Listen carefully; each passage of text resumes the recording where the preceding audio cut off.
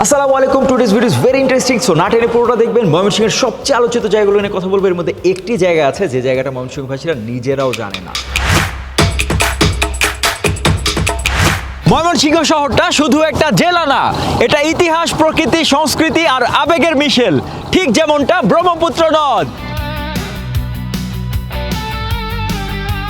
এই নদী শুধু পানি বয়ে আনে না, এই নদী বয়ে এনেছে সভ্যতা, ভাঙন, প্রেম আর ইতিহাস। একসময় ময়মনসিংহ মানেই ছিল এই ব্রহ্মপুত্র। নদীর পাড়ে গড়ে উঠেছিল শহর, বাজার, জীবন আর রাজবাড়িগুলো। এই নদী দিয়ে আসতো বাণিজ্য, এই নদীর ঘাটে বসতো হাট, এই নদীর ঢেউয়ের সাথেই মানুষ শিখেছিল বাঁচতে। আর যে পুরনো ব্রহ্মপুত্র আমরা দেখি সে আর আগের মতো অত ভয়ঙ্কর না, কিন্তু আবেগটা ঠিক এখনো আছে, ঠিক যতটা আবেগ ধারণ করে বাংলাদেশ কৃষি বিশ্ববিদ্যালয়ের শিক্ষার্থীরা। জানেন কি, বাংলাদেশের আধুনিক কৃষির বেশিরভাগ গবেষণার জন্মই কিন্তু এখানেই। ধান, গম, মাছ, গবাদি পশু, আপনি যা খান তার পেছনে কোথাও না কোথাও এই বিশ্ববিদ্যালয়ের অবদান আছে।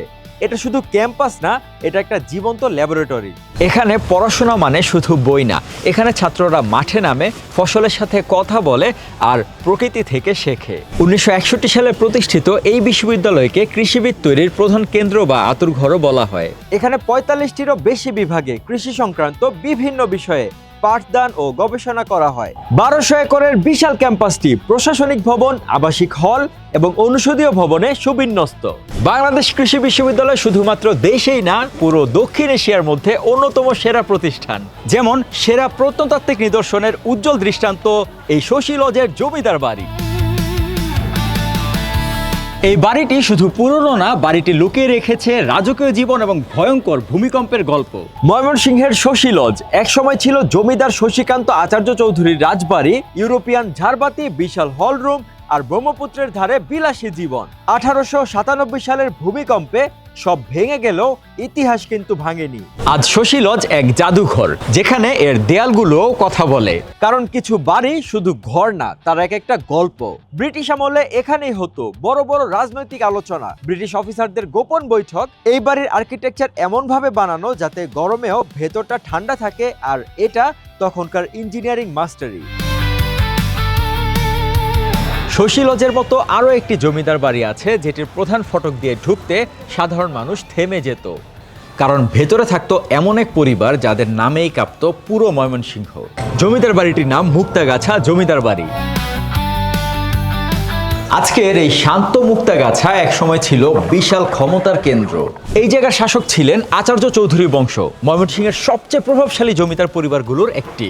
এই রাজবাড়ি শুধু বসবাসের জায়গা ছিল না, এখানে ছিল প্রশাসনিক দপ্তর, বিচারালয়, নাট্যমঞ্চ, মন্দির, বিশাল দিঘি ও বাগান।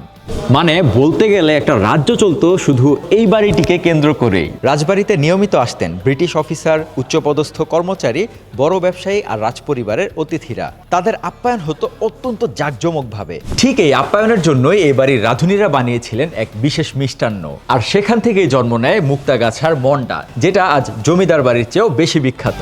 তবে এই মন্ডার চেয়েও অনেক বেশি বিখ্যাত জয়নুল আবেদিনের চিত্রকর্মগুলো।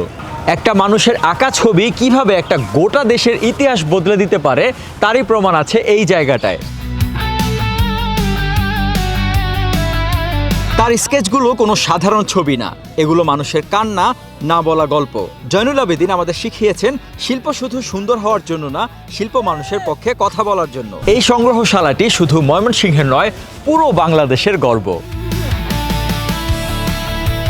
এই শহর শুধু ইতিহাস আর শিল্পে থেমে নেই, ময়মনসিংহ আজ এগিয়ে যাচ্ছে আধুনিকতার দিকেও। তাই তো আধুনিকতার হাওয়া বদল করতে ময়মনসিংহের বুকে ঠাঁই করে নেয় আপনার আমার ভালোবাসার স্টারটেক।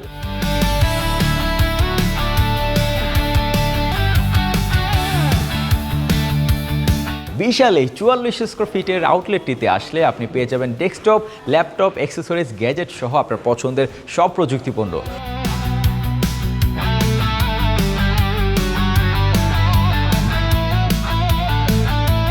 আমাদের আউটলেটের লোকেশন পুরাতন ত্রিশাল বাস স্ট্যান্ড, মহিলা ডিগ্রি কলেজের অপোজিটে, পারভেজ টাওয়ারের 2nd ফ্লোরে।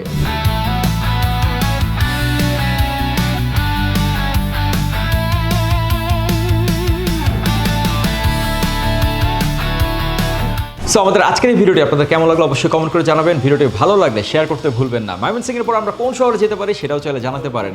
আমি হিমেল বিদায় নিচ্ছি, এখানেই দেখা হবে পরবর্তী ভিডিওতে। আল্লাহ হাফেজ।